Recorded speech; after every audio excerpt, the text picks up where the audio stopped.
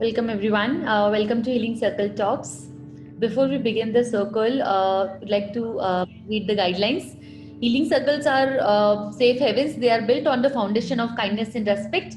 We all participants agree to listen to each other with compassion and curiosity. We honor each other's unique ways of healing and don't presume to fix or advise or try to save each other. We hold all the stories shared in the circle confidential. We trust each one of us has guidance we need within us and we rely on the power of silence to access it. Thank you for joining us. And today we have a very special guest with us, Keerthana. And about the speaker, so you can achieve anything you set your mind to. Keerthana Thiriveedhi defeated brain cancer. She was diagnosed with grade 2 ependymoma and underwent radiation and surgery, which affected her facial and optical nerves as well. Rather than complaining, she preferred to count her blessings. That's very wonderful. She advised not to give up, not to look on the negative side, and not to get demotivated. Keerthana is now cancer free and celebrating her life.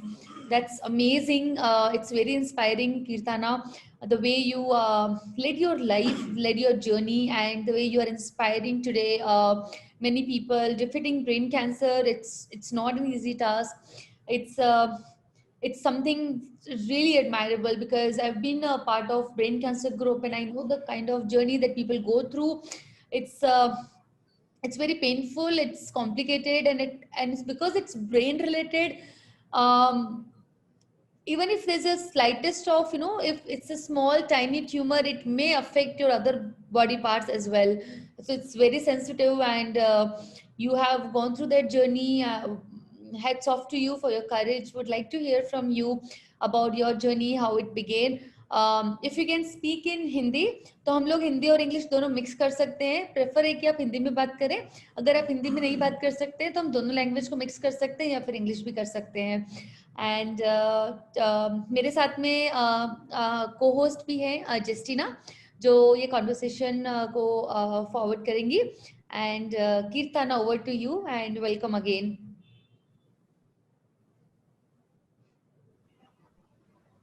Thank you about that, Ms. Temple, and thank you everyone for giving this wonderful opportunity for me to speak and share my experience with each and every one of you.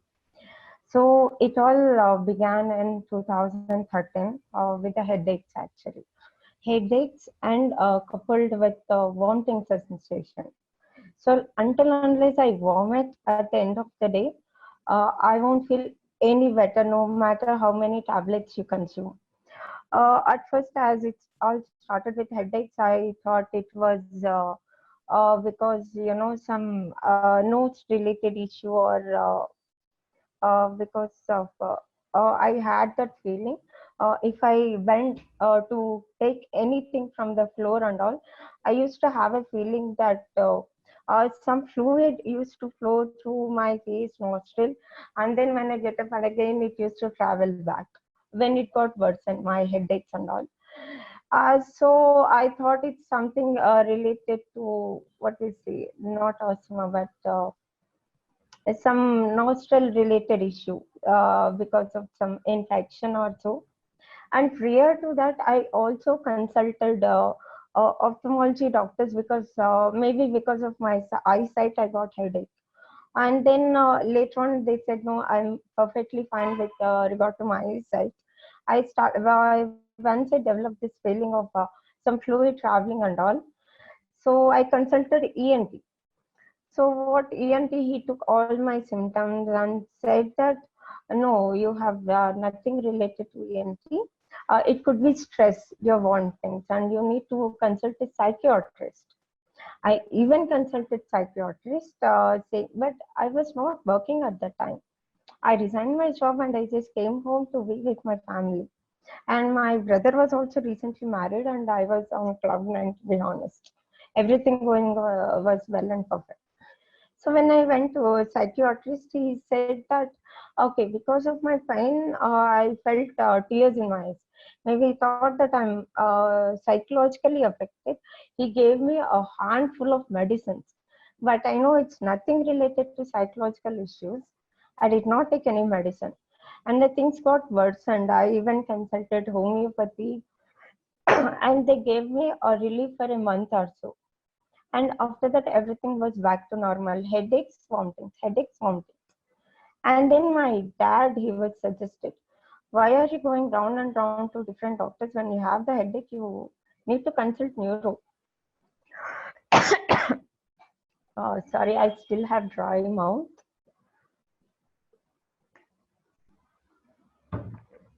So consult neuro. So that's where I took a consultation for neurophysician. After hearing my symptoms and all, he said it could also be migraine, but also I wanted to go for a CT scan. So that's where I went to CT scan in my hometown actually.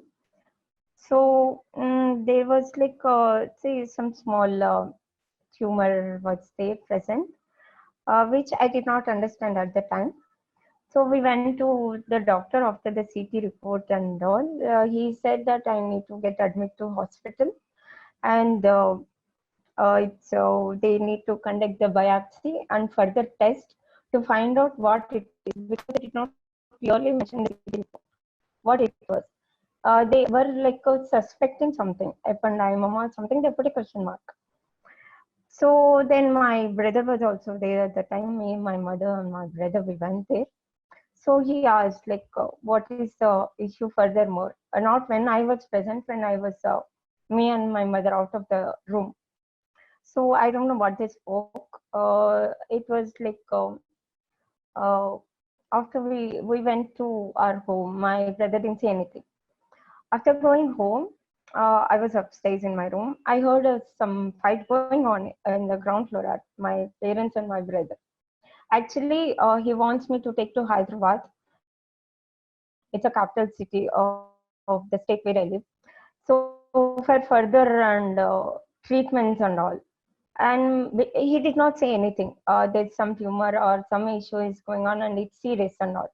There was a function at my home the next day, which my mother don't want me to skip. So something, my brother called the doctor and my mother spoke, and they agreed. Like we came to Hyderabad very next day. It's 250 kilometers from my hometown actually. And at the time, the state division fightings and strikes were going on in the highways, roadblocks, and all. So we somehow reached Hyderabad, we consulted Apollo neuro physician, and then he made us to go to MRI. After the MRI, he referred us to the neurosurgeon. So that's where I met the neurosurgeon. He said there is a problem in your first. Actually, even with the MRI report and all, I didn't go to neurosurgeon. It's my brother, my bhabi, and her father. They went to neurosurgeon for consultation. He said that he needs to speak with the patient first. So that's where I was taken inside. He said, there's a problem in your brain, do you know? I said, I did not know about the tumor, but I know it's because of the headaches and then, yes, I know. Then he asked, like, what you want to do. He was kind of assessing me, my strength to be, to perform the treatment actually. He wants to know the patient, how strong the patient is. So I said at the time, I was having plans to start a PR firm for politicians actually. So I told him, he was like impressed maybe because I chose politicians and all. So he spoke with me and he was impressed that I was strong and bold. And because there was also Ramzan was going on at the time, they wanted to postpone surgery for a few days because he wants his best team to be there. He also, once it's finalized, wherever other surgeries which were already scheduled, he made my surgery to be freer because my tumor was in brainstem between all the nerves. Like we all the nerves go to our neck and then to spine and to our body. So it all were in middle of all nerves. My tumor was. So he wants it to be the first surgery and fresh on Monday with his vesting. So in between there are 4 days gap. the weekends and this Ramzan festival and all, I actually first time it was for me to undergo MRI. I was really scared at the time. I went to my brother sitting. He was exploring all theaters, operation theater, looks and all in the fix and all from Apollo. I was saying, please, I don't want to go for surgery. I'm really scared because of that. MRI scan, I got scared actually. But that my parents were not in the picture during that time. They were like in the function away. They're not aware. So once we made it clear that ours was a joint family, so they had to, and we did not like anyone to know about my tumor or health issues at the time. Because once you let everyone know around you at the time, it will be difficult for you to concentrate on your treatment and on your health. It was only known to my immediate family members and my Bhavi's parents. They are also reside in Hyderabad. So only handful of people know it, because we don't want any confusion, advices from the people who are not fully knowledgeable about the issue other than doctors. So we did not tell anyone as well. So at the time, then I was happy. Then my parents, we made them let them know, and they immediately came. They were in Karnataka at the time actually. So they let the function, and they all came here. So they weren't also fully prepared, because even my parents didn't have any idea. So they came, and it was 4 days gap, and my dad got tensed, and his BP was hit. Before one day, he was also admitted to hospital because of the tension he caused because of my surgery, health and all, because it was a shock to them. So it was all chaos actually. But on the other part, me and my mother, we were happy because we thought it's the end of it. I will be relieved from headaches, because from 6 months I was suffering. I used to pull my hair, bang my head against wall. I used to all sort of things. Whole night I used to cry because of these headaches and all. Because no medicine was giving me relief from that. So I thought I will be happy. I never thought about anything after effects because I wasn't aware. So maybe that was also one thing. I took it as in a positive way. I went happily to the surgery, cheerful and happy. Even when I was admitted in the hospital, because next day will be the surgery, I watched a wonderful movie all night with my uncle and mom, were accompanying me in the room actually. So all cheerful, all happy, but I was not aware what will be the after effects, and my brother and my uncle was aware actually. They were like, I could lose my eyesight, or I could lose my limbs working, walking, or anything could happen. They can't know, or they don't know. They cannot say because it's in the brain and in between nerves. So that's what it was. And then I went to surgery. Everything was fine. It took around 4.5 hours for the surgery. And next day was my parents' wedding anniversary. I remember that very well. So after that, I was taken to recovery, and I was in the ICU, NICU. So things were fine. Surgery went well. But what my neurosurgeon, the doctor which I consult, he removed 99% of the tumor, where any other surgeon wouldn't dare to do it because it's on the brain between nerves. So because he removed 99% of the tumor, and in the process, it affected some of my nerves. And after the surgery, I lost my eyesight, I lost my speaking ability, I lost my hearing ability, everything. But they said eventually it will come, but not positive. But they don't guarantee anything, doctors.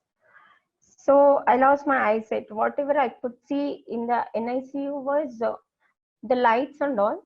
It will be like a water bubble and nothing else other than water bubbles. If people speak, I could hear because I did not lose completely 100% of my hearing ability, but I can't hear anything clearly. It's like people are whispering if they're talking. So I wouldn't be able to understand until unless they come closer to me, and so. And I learned later everything from pretty basic thing. How a newborn baby will learn everything: to walk, to speak, to eat, to swallow. Everything I was trained by a physiotherapist and all. Just give me. So it was that way. Uh, First, even to take 4 steps, it was a problem for me. Two people used to hold me and made me used to walk in the NICU. And even for that 4 steps, I couldn't do it. So it after step by step everything, I was in the ICU for a week, but that was like a hell to me. Because when I spoke with my doctor, I asked how many days I should be in the hospital. He said 2 days in the ICU, 2 days in the room, or like 2 or 3 days, and you can just go home. It's a process of just 1 week. And I was counting my days. It's been 2 days. Why I was not even moved out of ICU? But the thing was, I was all the time being unconscious. I used to think it's because they are giving me some medicine and all to be unconscious or to sleep. But my lungs got infected in the between. So I developed pneumonia. And as my vocal cords, nothing were working. I couldn't even cough and all to clear out the phlegm, whatever it is forming in my lungs.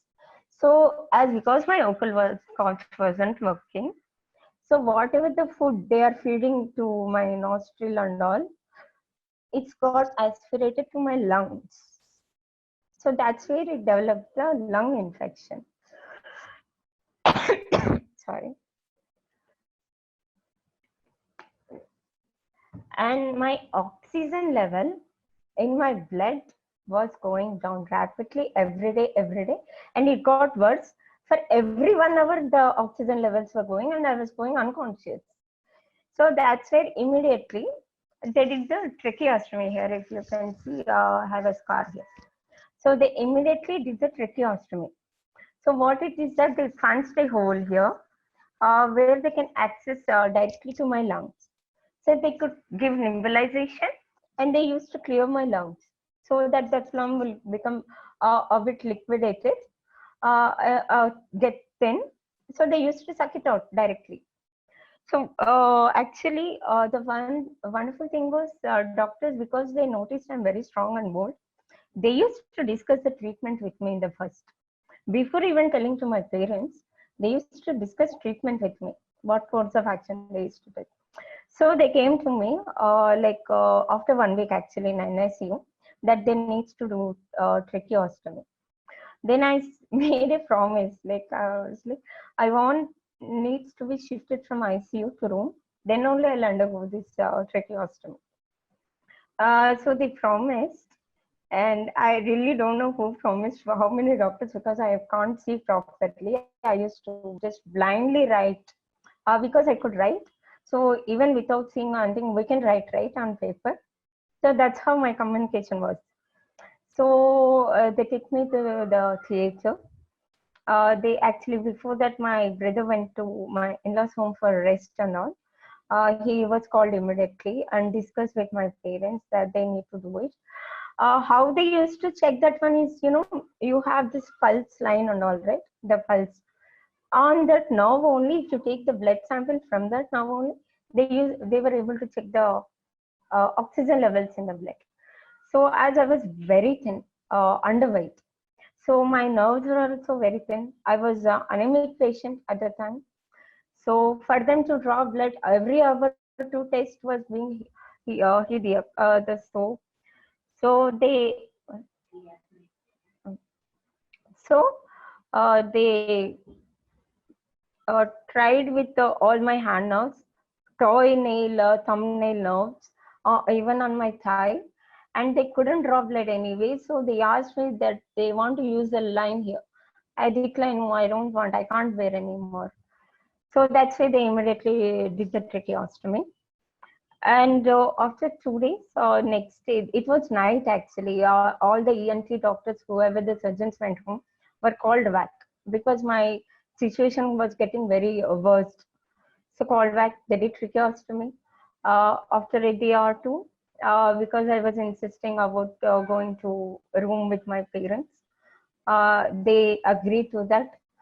They kept me very near the room, very near to NICU and the operation theaters, because doctors they keep on moving between NICU and operation theaters, so they can keep close watch on me. So that's why they made me go there. So actually, I became better after going with and see my parents in NICU. I had dreadful dreams and all. Later, I came to know because it's all hallucinations after brain surgery. I used to think that two people, heavy people, were sitting on my two shoulders on the bed all night, and there was a room very next to my bed and door. All ghosts were playing, and I still remember very vividly. I used to get very scared actually. It's like they were dragging me. There was a slide, all ghosts were playing. It's all worst imagination, and I used to feel pains on my shoulders. Actually, I couldn't explain it to anyone. I couldn't even write or tell anyone. So all the time I'll be waiting whenever awake time for visiting hours for my parents. Even they won't be able to stay long because they break down whenever they see me. It was only my brother and my baby could stay for some time, and my babu used to make me pronounce ABCD and all actually. So it was that horrible in ICU. That hallucinations and all I couldn't bear anymore. That's a thing. So they shifted me. My mom, brother, my dad, like they were there. So I became a bit better, getting better in the room. But within, I was anemic. They realized the doctors and all. They every day they do test. So why is my blood dropping so much? Is what I was like 7 or 8 at the time. I had hemoglobin. So they was worried. They wanted to infuse blood.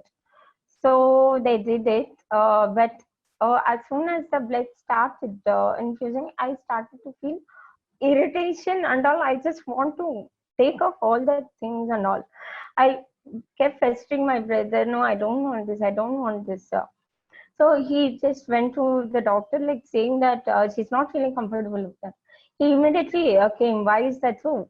The thing is to remember here is when any blood transfusion is going on, you should feel pretty normal, like how you're on saline bottle. You should not feel anything other than that. But my case was different. So doctors immediately came back, rushed. By the time the doctor came, within few minutes, my body got swelling, and it's not even. My face got swelling. My hands, if got swell here, it won't be here. It's very uneven swelling entire body.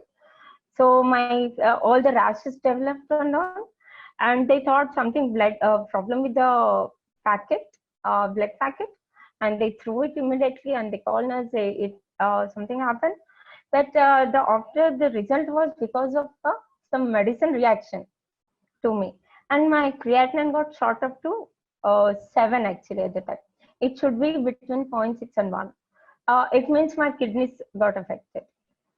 The nephrology team was pulled in. So because my kidneys are functioning well. So actually, he was a senior most and very good doctor. I was treated in Apollo Hospitals, Hyderabad, Jubilees, actually. The entire team, I must give credit to them because I will not be here how I am if it is not for them. So the nephrology doctor, what he said was, uh, what he said was, as I already have a lung infection, I already have this hole here. If we do dialysis now, they need to put another hole on my side of this abdomen. So it will be more infectious for her, and she could not do it well. So he said, no dialysis. We'll try and wait. So what he did was, I think it may be the old method, gave me liquids inflow or input too much. They increased it, and put me on urine bag. And they gave me so many fluids continuously. And so it got reduced, like I can say, from after 2 to 3 days, it started to go down by point. So at least it started to go down actually. It's not completely to the point. It took me months actually to get it to the normal, but it started at least to come down. So we were relieved actually, because once it started to come down, it's not going up or it's not stable, it's coming down. So that's good. My kidneys will come to normal. So that's why doctors thought like I should be discharged from the hospital and put me in a guest room. Guest apartment was there in Apollo actually campus. It's a huge campus. So they wanted me to shift there and give treatment from there, because in hospital many kinds of people will be there and many infections could come, because our immunity will be lowest at the time because of the surgeries. So that's where I put it in a guest room. I was given treatment, but they did not even let us hire a nurse, because they noticed that I'm getting better with my family around. They taught my mom how to feed me through that nose tube. They taught my brother how to do that nebulization and all, clear my lungs. They felt that I'm getting better in my parents' care and family care. Even if you appoint nurse, they won't give you that care, because I'm discharged from hospital. I'm in guest room as a guest, but because doctors took me as a challenging, they continuously gave me treatment even though I'm not still under a hospital admission. Whatever any emergency, they used to come. The entire team of 9 members, neuro team, used to visit me every day morning. And anything if we call, they used to send nurses from NICU every day. Even doctors, while going home from they are getting relief from their duties, they used to come and visit me and go say hello, bye, talk to me for a while, and then they used to go home. That's how I was taken care actually by the doctors. And my doctor name is Dr. Alok Ranchan from Hyderabad. He used to say that I'm his family also. Still now say I'm his favorite patient, because I was fighting. I did not give up. Because after that, I was told that I need to go for the radiation, which we were not even prepared actually, not even aware to be honestly. So again, radiation. So when one fine day, when my parents went to, my mother went to get coffee from my dad. My brother went to talk to oncologist regarding radiation. My mom made me sit on a sofa outside our room. There was a huge glass wall behind me. The sun was striking. Because I was practicing walking every day, I thought maybe I could go to room myself without anyone's support. So I was feeling very hot and uncomfortable. My dad was sitting with me, but I did not say anything. I just stood up. I fell. Actually, I became unconscious and I fell. I became unconscious and I fell actually. So immediately there was a boy cleaning. So he and my father rushed to me immediately and made me sit. And the word got spread, and my brother, my mother, and some doctors and nurses, everyone came rushing, because I recently had a surgery and I fell on the floor as soon as I get up. They took me to the room, and immediately after some time they took me to the CT scan to see any damage happen internally for the surgery site or anything. So that is case. But thankfully, it was any superficial bump. Whenever you fell or got hit anything, you'll have a bump, right, on the head. It was just a bump, and nothing damage happened internally, even at the surgery site. And PET-CT scan was run because I need to go for radiation.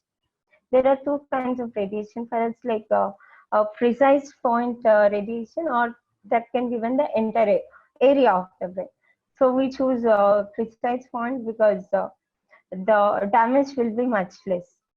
As they removed the entire tumor actually, the radiation needs to be given only the tumor bed, actually, so that they can kill all the cells as well. so that it won't reoccur at that place again. So for the radiation, they do some mask actually they prepare. So you need to sleep on the table. Some hot plastic sheet they'll put it on your face, and they just mold it according to your face actually. So that will be clipped to the radiation table so that you don't move.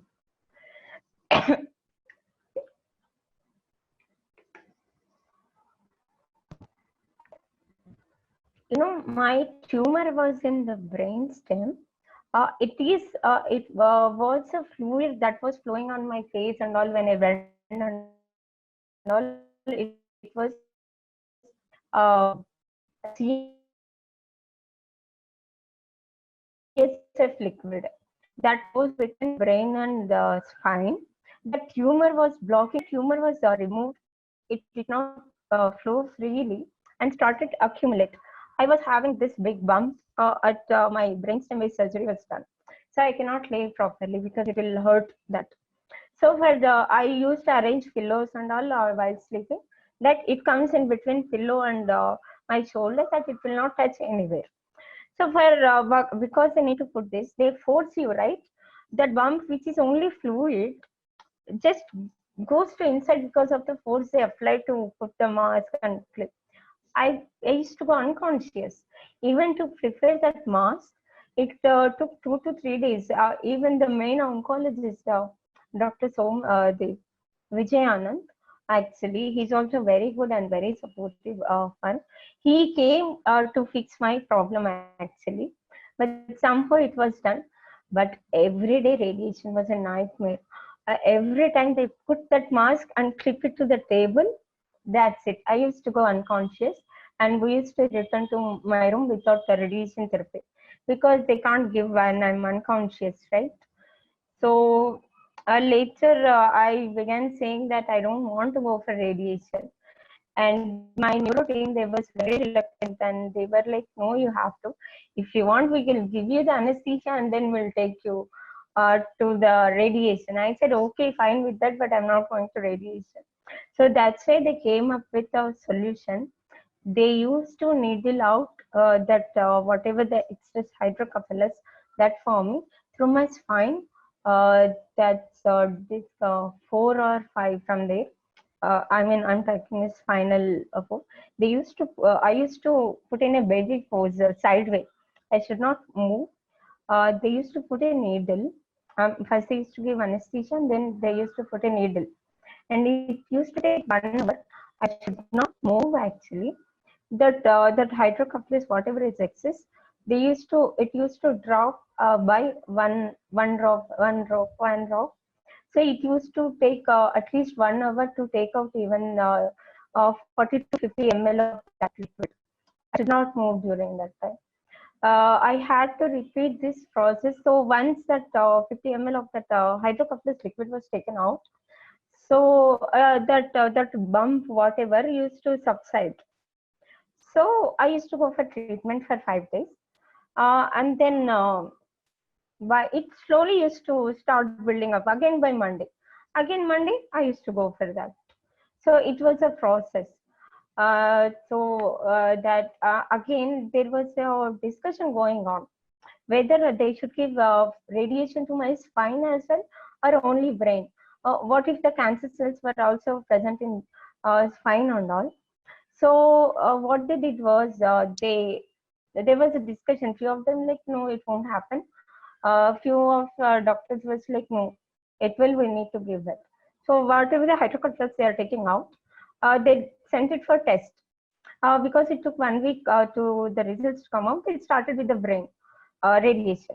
But the result came positive. The cells were present in my the CSF liquid and were traveling between spine and brain. So they decided now to go with the spine as well, the radiation for spine. So again, another mask was made for me for my this upper part of the body because that also needs to be clipped to the radiation table, but I don't move. So still tracheostomy was there, still my lungs were getting treated. We made a deal with me and my brother, like a pact, that we do more of a nebulization and more to clear the lungs part and get rid of this tracheostomy. My mother was worried that I was not able to speak at all because the pipe here, my oxygen was actually sidelined from nose, and I was breathing out the oxygen was put for me through my throat actually. So I can't speak. Even if you try to speak, the voice will come out from here because it's a whole empty void space. So it will not come to your mouth as sound. So my mother was worried. It's been already 3 months by the time actually. So I did not speak a word. I did not take anything orally. So she was worried whether I'll be able to speak at all. So once by the physiotherapist, what she made was she closed here and made me to made this sound. So I made a sound and it was audible. It came out actually, and that's when my mother was happy and relieved. So and then this fine, they also made my radiation report, and I because that process still used to happen sometimes going on unconscious. It was very embarrassing for me at the time. I couldn't face anyone because I even urinated on radiation table because I went unconscious and thing.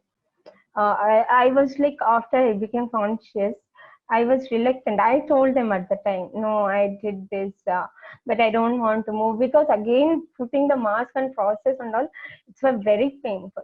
I said, I cannot move. It's okay. Give me radiation this way only. But they didn't agree. The technicians there and all, we can't do it this way. If anything happens, or because it's a wet and all, right, radiation table, so we can't give this way. Again, they took me out, they cleaned everything. I was clean. Then again got back and put me on mask. And it was really such a painful radiation. It was easy for many people actually. The people who underwent brain surgeries along with me, it was very easy with them. One person, even he was working, he used to go to office or work from home. He used to come, take radiation and go away. As I was wheeled in a wheelchair or what you call on stretcher and all, it was painful to get unconscious all the time because of all that. And after, in between, when the lungs were cleared, when I was given clearance to remove the tracheostomy and all, so they need to do the swallow test to see whether it's still getting aspirated or things are working. When I was going to the main hospital along with my brother to get it clear, we noticed the oncologist, Dr. Vijayanand. He said, "Where are you guys going?" My brother said to remove that. He said, "No, no, don't remove it. Because of this radiation and all it was given on my neck and all, she won't be able to eat anything. At least if she's having that and he's having a nodal this tube and all, because we are feeding that, she can take healthy food and all, and she can sustain the radiation." I was very thin. They thought that I will not even get through the process of radiation, that I need to inflate that blood platelets and all they used to infuse, right? Maybe I need to go that, or I need to go radiation with saline bottles and all. But I came successfully without anything, or taking any blood platelets or going for any saline bottles and all. I became completed my radiation and successfully did my this test. Actually, I came home. I mean, we moved back to Hyderabad permanently at the time because I was in no state to go home because I still can't walk. I still can't speak properly. I was still very vulnerable at the time. I can't do anything. So we took a flat here near to my Bhavit's parents' house because there'll be a support here. So we moved to here actually so that it will be easy. Like people even got scared at the time when they saw me first in the apartment actually. What's this girl? It's so weird. When my brother used to take me for a walk in the building. So I didn't go out until I had this tracheostomy. After 1 week, we went back to hospital. I did some swallow test, and after that, they removed it, and I came home. But everything started afterward actually, because that 3 to 4 months, I did not take anything orally, and there was no saliva as well. No water was intake. My teeth, everything got affected. Now I've underwent around 14 to 16 root canals, and all you see are all cracks because my teeth became very brittle. So even if I choose something very soft one, if I bite, my teeth will break. So that's how worst it was. So I slowly had to undergo root canals for each and every, and that was another painful. The worst part is now I can't show any expressions on my face. I got face paralysis after that. So even now, if you see, my eyeballs don't move at all. They can only move up and down. They don't move sideways. And my face is still crossed. And for eyes, I underwent surgery in 2015 once, and also 2020, like no, 21 last year. Last year, I again underwent because after the brain surgery, I developed a squint eye. I had perfect vision and perfect eyes, and I was perfect healthy. But because of the tumor, I developed a squint vision. Squint eye. I had double vision. So everything I see is double. So even if I walk, if I see door, I have to exit the door. I see two doors.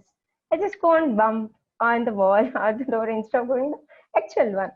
So developed double vision. I even still lack depth perception, you know. I can't see exactly how distance your hand or whatever you're giving, or when I pour something, I can't exactly weigh. Even when I take steps, I can't really weigh how much strength or force I need to put it. So if the step is higher, we put force, right? If the step is very small and lower, you put less energy. So I can't even do that. Sometimes I end up putting more pressure or less pressure needed. I can't see road clearly. I actually wanted to be very independent from the beginning, but became my life became dependent. But still, it's not worse. It's fine. It could be worse, but it's fine. I'm able to do many things, so I'm fine about that. And the eyes and all, I really wanted it to be perfect. I was having hope because doctors saying that it could happen, slow improvement. But last time when I went for eye surgery, asked my doctor, so just please let me, will ever this be normal? I mean, how it was before. Will ever my eyeballs move? He said no. So it's fine. Now I should accept it. Otherwise, you keep up hope, and I'm not saying you don't have to keep hope, but when the end result will be negative, instead of keeping hope and waiting, it didn't suit for me. So accepting is and moving on is better thing. So that's why I accepted my life like this with so many, and in between I tried even Ayurvedic medicine, which I don't know. I think that was very unwise decision for me. It affected in a very bad way. I ended up taking I was not having thyroid at the time. I developed thyroid because of that. The medicine, Ayurvedic, whatever they gave, maybe they put in steroids or artificial things. I don't know. And then even I tried acupuncture, acupressure for nerves and all, but somehow I wasn't comfortable, so I did not pursue it. So I'm not taking any further treatments, and only my eyes also now it's stopped because doctor said he doesn't want to do anything because it's already complicated enough. There was time in between. My hydrocephalus, whatever the water, the CSF liquid, it was giving pressure to my optical nerve that my optical nerves got swollen. So my doctor was he was kind of a bit worried because of the pressure, if the nerves got contracted, I will lose the vision forever. So it was in a state, and they want my neurosurgeon, Dr. Alok Ranjan, wants to do something with the hydrocephalus. Even my oncologist was expecting that to do something with the whatever the form, but he was very reluctant. He wants to wait and see because whatever you put in, you need shunt, it will create further problems. It may leak or it may get blocked or you need to do surgeries again and again because of that. He wants to wait and see, wait and see, wait and see. It was done. So my everything became normal. Hydrocephalus was also gone. Everything was gone. But there was a blow last year. It's been exactly this June last year. My CSF liquid from my brain started to leak from my nose. I was in my hometown and I didn't know it was CSF. I thought it was cold, running nose, that COVID. I did COVID test, everything or not. No, it's not stopping. That's where I took a video and I sent to my neuro doctor. I took an appointment to ENT online. He said nothing related to nose. So I sent a video. He was like, no, it's a CSF leakage. You need to come to Hyderabad immediately. And they scheduled the surgery next day itself. They themselves discussed, decided. And because any further delay, my brain could be dead or it could cause brain infection. So it was that serious. I was immediately started from my hometown at 3 o'clock because it's just 250 kilometers and all. We reached within 3 and 4 hours. So by the time I reached the hospital directly, it was 10 or 11. No, it was 8 o'clock or something. So as all doctors went home, they put the new team actually come. It's been 2013 and now it's 2021. It was a new thing. They put one junior doctor at hospital. He made me to go through MRA. They need to know the leak path, which way it's leaking and always a path, because they need to close down that. And so MRA and some regular test, surgical test and all. So it was midnight. They can't give me a room yet. They can't admit because the COVID test result takes time. So I came back to my home in Hyderabad. Once COVID was negative, I went directly to morning to the hospital. So I was went to the surgery. They did, it was leaking from my right nostril. They put a blockage there, one surgery here.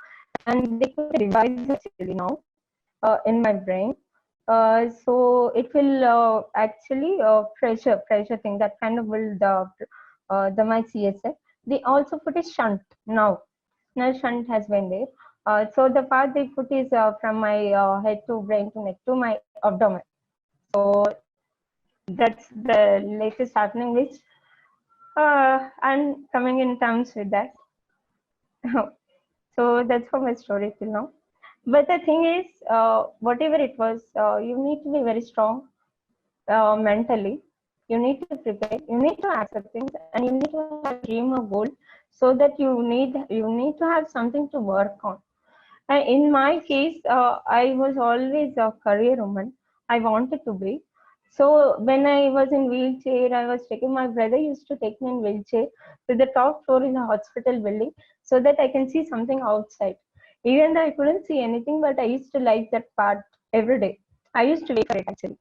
So my brother can take out, even though the staff, whoever sit, they insist that the caregiver, whoever the person accommodating cannot push the wheelchair.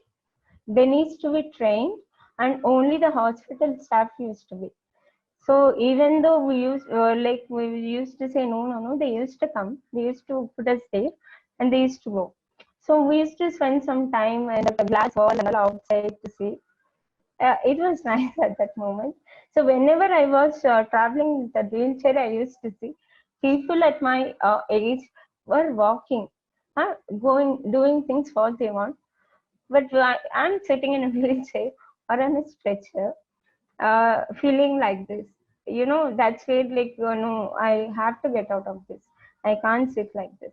I needs to go. I needs to go start work. So my family, the doctors, Apollo entire neuro team, oncology team, my family, my brother, it's everyone played equal part in my recovery process. Actually, if any one of this is missing, maybe I wouldn't be here. And I'd like to take this opportunity to actually thank you, Dr. Alok Ranchan, the neuro team from Apollo, and Dr. Vijayanand from oncology from Apollo Hyderabad. Even I would suggest, they're very good doctors. Like it's not like where we can see money making doctors. No, they won't fall under that category. and Dr. Kishore doctor.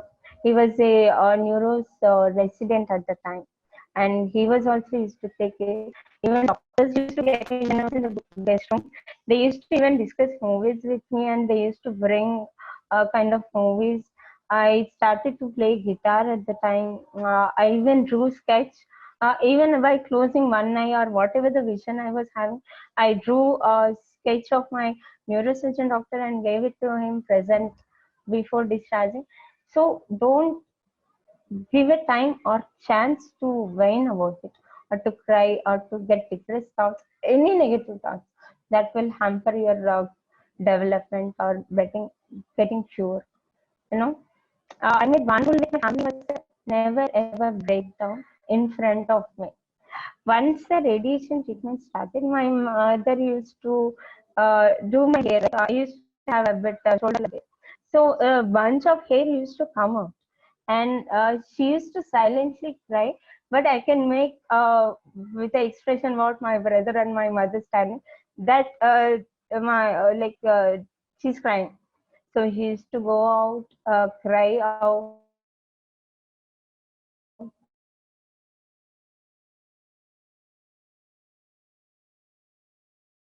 get out of the hospital, or you will be at this stage. Because miracles do happen. It's all you need to believe in. Hmm. So it was my story.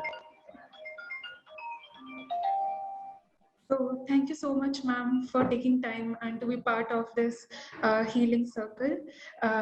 It was very much inspirational what you shared, and I know that it would have been a very overwhelming journey from the beginning till end, and you have a dry throat and still you managed to give us all detailed story, and you shared with us each and every part of your journey, also gave us so much learning. I'm pretty sure that everyone who are right now with us in this meeting got something to take from this session. I'm pretty sure about that. So, on that note, what would be your message to the caregivers and the cancer patients from your side? A message. See, caregivers, you need to be strong for them. If you break down, patient who already in a vulnerable state will break down. So you need to stand strong. I won't say that you need to I know that you need to let go emotions. That was the thing. My mother or brother or like my parents, they used to cry outside when I'm not there actually. But I can make out that day because of their age. But anyone, if you say sad things, oh, why it happened, or like such kind of things will break the patient. You need to be strong. You should not be weak in front of the patient. There should be all the positive environment around the patient. So that's what for the patients I say. If you're, you need to be trust in your doctors, in your treatment, and you should not give up. Once you give up, your medicines, your doctor, whatever anyone else will do will not work out. You need to be positive. It's that you want to get out of it. It's that you want to cure yourself. If you can't do, no one can do anything to you. So you need to be strong. Have a goal. And keep that in your mind. Work towards it. So I need to do that. So I need to get better. For me, it was like I want to start working, want to be independent, wants to have normal life like everyone when I see people around. So I can't do like this. I can't sit. I need to get better. I need to move better. So we have medicines, we have treatments, we have family, friends, society. Look, we are all here. So all you need to do is have trust in yourself and do your part to get well. Strive for something. So even if you're able to do it, so listen to music or do whatever your hobbies were when you're in the hospital on the bed, instead of thinking all the negative things. Don't give time for negative anything. So you can do it. You can kick cancer's butt. That's what I say. We can kick it out of our body. We don't have to rent our body to cancer cells or malignant cells anymore. you can do it, and you have to do it. That's what. Definitely, ma'am. It was very optimistic actually from your part because, as you said, the throughout the journey, it was very a mixture of psychological change, bodily change, and also you had times when you wanted to like give up, and still you were like, I can do it. So that's the willpower and the faith that one should have actually on oneself. So I believe that this is just a part of your life. Like cancer doesn't define your life. You define that how strong you were, right? So on that note, if you have to like sum up your journey in just one sentence, then what would it be? In one sentence, uh, like I can say, I successfully, won over cancer and its butt and behind. Like, no matter what it can do to me, I can already come out winning. I will not give up.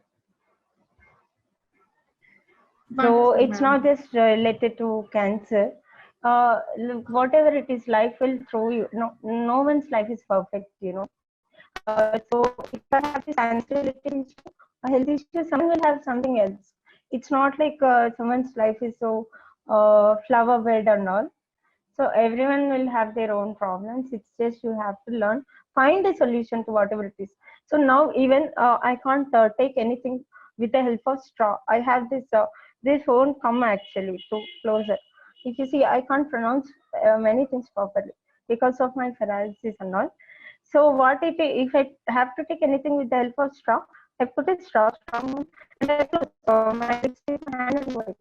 So if you feel awkward and all, no, you can't help it. It is your life. You don't care about others.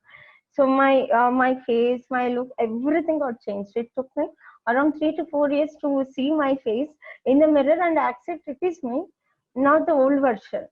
So it takes time, to accept things. And I don't say you don't willow and all, but there will be pain in time. You need to take it out, but at the end you need to accept it and find a way to come out of it and deal with it and become a winner in that.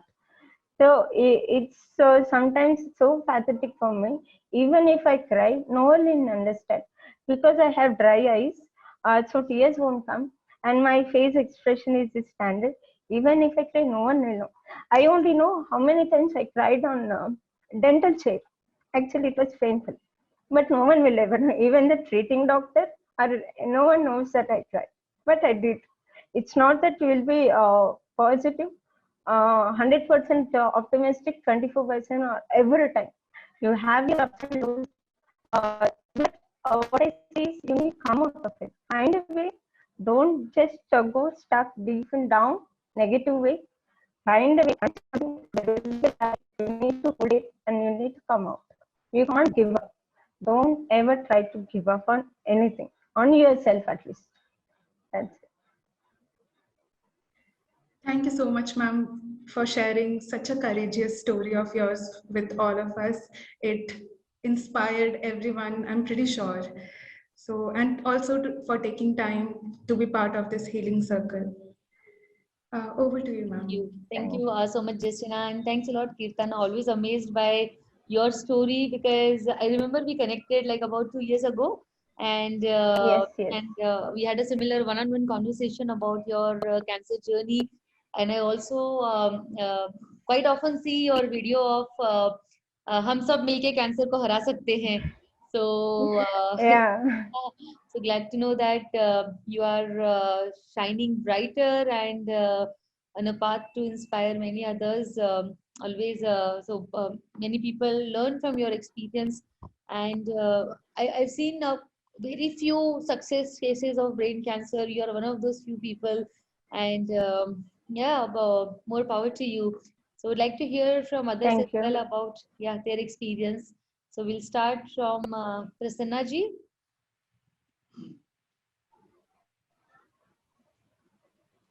Uh, that's my mother. Yeah, I see quite similarities. So, I was about to ask you. So, would they like to share That is anything? my mother. Yeah. Yeah, she's here. She can't understand Telugu or English. Yeah, yeah, Sorry, definitely. Hindi or English. Yeah. It's my mother. Namaste. कैसे हैं आप?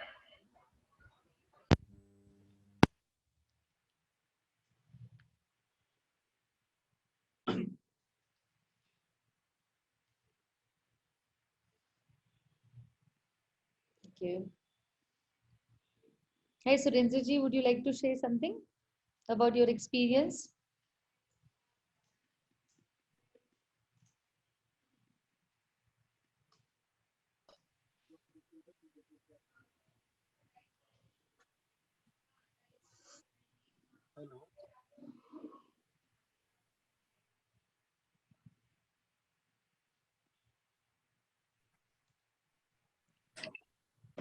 Apologies, I got disconnected in a moment. Okay. So here's my mother. Namaste. नमस्ते. कहना चाहेंगे कीर्तना के लिए? Sorry. No. I mean, she has to speak in Telugu, so. Got it. Okay. Regional, that's it. Yeah. So I think my brother is part of it. So maybe. What's the name of your brother? Karthik. Karthik. Hi, Karthik. In Mumbai. Hi there. Hi, Karthik. Yeah. Yeah, Karthik. So, would you like to share anything about your sister's journey? Yeah, sure. So it's been quite a few years now. It's been nearly 10 years now since our lives have turned upside down. It initially it was just so difficult for us to even comprehend what was happening because everything was happening so quickly, and not only Keerthana's, but our lives as a family have kind of turned upside down in just over a weekend. Because as Keerthana explained, we were thinking that it was just a migraine, it was something else, maybe she was just too stressed, but all of a sudden to understand that this is a life-changing thing. It's a brain tumor. She needed to go out surgeries and radiation, so it was quite difficult. What my suggestion for any caregivers or any patients would be is to keep strong, to not lose hope, to fight, and do your best, because ultimately you can take control of it, or it can take control of you. I would say take the former approach. If you be gutsy and courageous to defeat it, I'm sure you can. And we have Keerthan as a fine example for that. And as caregivers, it's always important that you keep positive environment around the patients, and keep them in good spirits for them to beat this. So no matter what, I think it can be beaten, and Keerthan has proven that. So yeah, that's my message. That's very true. That's very true. Thanks, Karthik, for sharing. Arohi, would you like to? There's also just one more I'd like to add as well, Dimple, is one of the mistakes that we had done was we thought at that age no health insurance was required, because we thought Keerthan is quite young, and it's not something that she would need now, but maybe when she comes to 40s or 30s, that's when she would need health insurance. But my message to everybody would be is, for all your loved ones, just make sure you get health insurance, and they are protected, because once the financial side of things is covered off, you don't have to worry about scrambling to get money for healthcare, etc. But you can purely focus on getting the treatment and everything. So my advice to everybody would be is just make sure all your loved ones, as soon as possible, they get the right coverage and they're insured. So that'll be one less thing to worry about, because there'll be so many other things that'll happen when you go through critical stages of life like this. But one of the least things that you need to be worried about at that stage is the money. Yeah, that's right, Karthik. Thanks for sharing this. Yeah. Thank you. Yeah, Rohit. Yeah, ma'am. So thank you, Keerthana, for sharing a very inspiring journey with us. As Justina just said that, and Dimple ma'am also just said that I'm sure everyone who is present in this meeting would surely have something to take away from whatever your learnings have been. And despite the fact that you faced so many difficulties, you stood strong and you braved cancer and you defeated it. So hats off to you. And as Dimple ma'am says, more power to you. Thank you. Thank you. Thank Just want one more, once again, thanks. I want to thank my doctors actually once again. So can I say the names and all? Will that be- Yeah, sure. Yeah, okay. So my neurosurgeon team and Dr. Alok Ranchan, and then the oncologist, Dr. Vijayanand Reddy, NICU chief, Dr. Subha Reddy, because they all helped me together, not just neurosurgeon HOD, they even went on lengths because I was not having a health insurance to reduce their fees and all, give concessions in the radiation therapy and all. So that's why my neurosurgeon doctor was out of country at the time when I was being discharged from hospital building to the guest room. Even he made the entire team of doctors to run help with my parents with the discharge. So that's how it was deeply connected. So the way team, Kishore doctor, everyone from the neuro team at that time, and the NICU team and the oncologist doctor and all. So because I really would like to thank them for making me walk and live again now. Thank you, Keerthana, and thanks to your doctors as well. Yeah, for saving your life. Yeah, Dr. Pratibha has a question she wants to ask. Yeah. Yeah, thank you, Dimple ji. Thank you so much. And hi, Keerthana ji. You look so beautiful, just by looking at you, it's difficult to make out that you have gone through such difficult time. You really look very beautiful. Thank I you. had, in the morning, I saw the message for today's meet. I had just had a glance at your 2020 video. So Okay. you have grown beautiful from those 2 years. Yeah, actually, I am a mother of a 19-year-old boy. So my son was diagnosed with the diffused midline glioma 2 years back, and Okay. he And had sorry. under.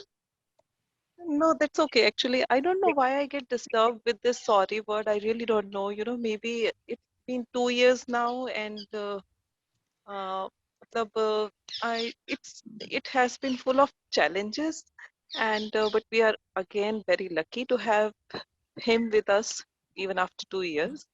So my That's question is, like uh, the deficit for his case, he has undergone surgery, radiation, and his chemo is still continuing. So okay. the deficit that he has faced is he has overcome other physical deficits, like he was paralyzed for his left side was paralyzed, whole body was not moving for a few time. He lost his voice and all. But the main deficit now is he can walk, sit, do everything, but he cannot remember the immediate things. So short-term memory loss, which Okay. he hasn't come out of yet. And also the upper eye gaze movement is restricted. So that symptom had developed almost 9 months after the surgery. I think might be radiation induced. So, if you can guide me, you also mentioned about your sideways the eye movement restrictions, and you had mentioned that you have dry eyes and dry mouth.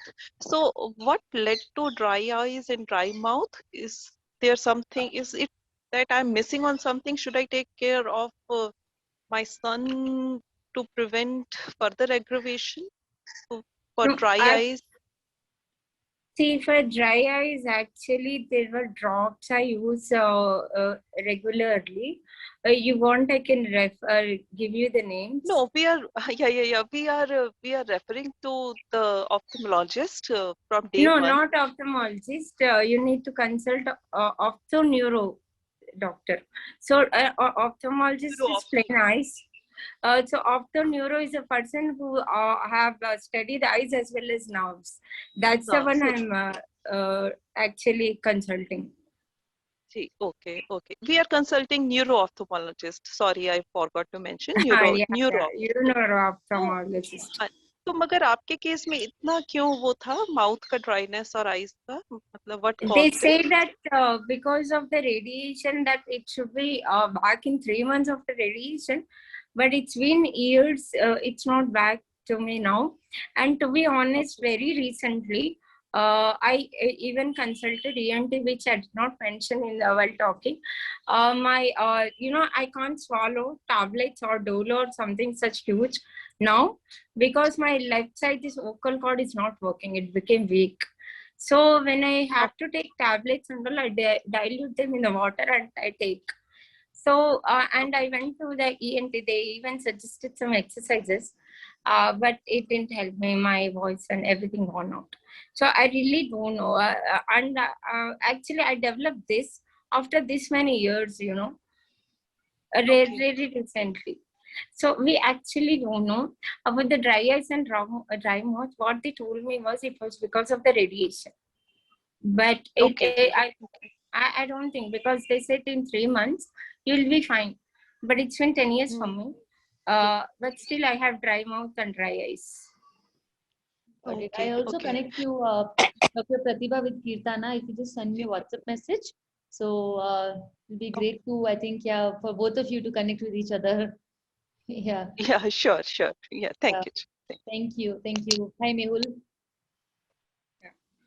Hey, forgot your name, Keerthana. Yeah, very amazing story, and hats off to your bravery. You just spoke about the swallowing issue, so I just wanted to add something. And even Dr. Pratibha was talking about the dryness. So I'm a throat cancer survivor, and it's been 8 years now, but I still have that problem. I had radiation and chemotherapy on my throat. I also lost all my teeth and almost same things. But for the swallowing, it started almost 8 months back. I could not swallow even a small tablet. So I'm under dilation now. They do dilation every time it blocks. So they insert a endoscopy, a balloon, and they stretch the esophagus, which is damaged. So you can check with your doctor about dilation, and that helps not permanently, but for a limited time. So maybe 4 months again, 6 months. It depends on how long it will stay there. So you can check about the dilation process. Yeah, he said like first try with the exercises and all. If it doesn't work, we'll do the procedure. Oh yeah, that definitely. But I just thought, and yeah, thank you. Even certain Ayurvedic foods like mule tea and something, they also help to strengthen the esophagus. So you can check with some doctor about that also. Maybe Dimple can help you with that. Okay, wonderful. Yeah, all the best. I will do. Thank you. Well, thank you so much. Karthik, you are saying something? Yeah, I wanted to quickly add, I think primarily, even though the radiation was one of the causes for Keerthana's dry mouth, I think secondarily what would have aggravated was because she's been on Ryle's tube for a really long time, for nearly 4 months, when she had tracheostomy. I think we didn't pay too much concentration in terms of her dental care. So she was just kind of, cleaning her mouth twice in a day. But what we should have done was regularly, if she was just hydrating and spitting out, that would have protected her teeth and teeth enamel better. And that's something that we didn't know at that point of time. So that was one thing. Secondly, what's really helping Keerthana now is a dry mouth toothpaste called Biotine, which is found, I live here in the UK, and it's found here, but I think it's rarely available in India. So sometimes I get that from here in the UK and send it to India for Keerthana. So it's Biotine toothpaste, and there's also tooth mousse called GC, I guess, that I think these two have been quite helpful. So I think maybe it might help Dr. Pratibha as well with her question. There's also saliva gel, Biotine only. Saliva gel that helps keep hydrate mouth. Okay. For a bit. Okay. Biotine only. What is the name? Biotin. Biotin. So Bioten. Got it. Okay, thank you. Yeah. I can share the pictures in the group. Yeah, that will be great, Keerthana. Yeah. Hey, Justina, would you like to share something? Sure, ma'am. So going through listening to your story, Keerthana ma'am, it was great that, someone is having family support and also mental support, because nobody talks about mental health the way 5 years, used to. Like everyone always talk about cancer and how, people battle what's the radiation therapy or chemotherapy and all that. Nobody wants to know about pain management or anything about stress. As you mentioned, hallucination was one of the treatment side effect what you had. So these are the things. So I'm really glad that you got the mental health support which you needed, and also you stayed strong till the end, because it's not an easy journey. So I'm really inspired by your story, ma'am. Thank you. Keep Thank inspiring. Thank you. Thank you, Justina, and thank you everyone for joining in this for today's talk with Keerthana. And I'm sure many such success stories shows that cancer is definitely we can defeat it, and there are many more thousands of people who have overcome this. So right treatment, right time, right doctors, good family support, community support, the courage and the strong willpower, it all it takes to go through this journey. And you all are inspiration to many people who are diagnosed, who are going through this journey. And thank you, Keerthana, especially for sharing in such a detailed manner, because हमेशा यही questions आते हैं कि what was the medical treatment like, how was the journey, how was the side effects, what did you do for this thing, because we all go through the similar journeys. So it was really helpful for everybody. It was very informational, and look forward to connecting with all of you once again on next Saturday, Healing Circle Talks. And thanks to Keerthana's brother, Karthik, your parents, and everyone for being an inspiration. Thank you. Thank you. Thank you all. Thanks a lot. Take care. Bye. Bye. Bye.